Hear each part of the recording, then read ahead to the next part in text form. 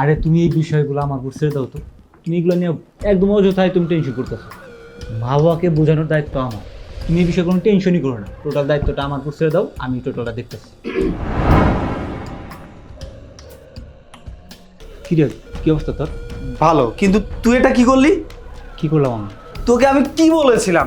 তোকে আমি বলেছিলাম যে তোর মা বাবা এই মেয়েকে কোনোদিনও মেনে নিবে না, তারপরেও তুই এই মেয়েকে তোর বাসায় নিয়ে এসেছিস।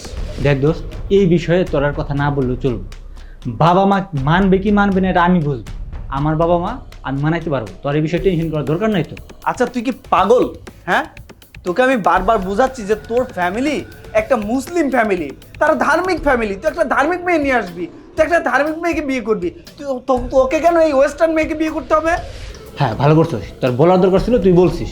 এখন কি করতে হবে এটা আমি ভালো জানি, আমার উপর ছেড়ে দে। আর হ্যাঁ শোন, এই পুরাতন কথাই একদম বলবি না। তোরা বস, আমি চা নিয়ে আসতেছি।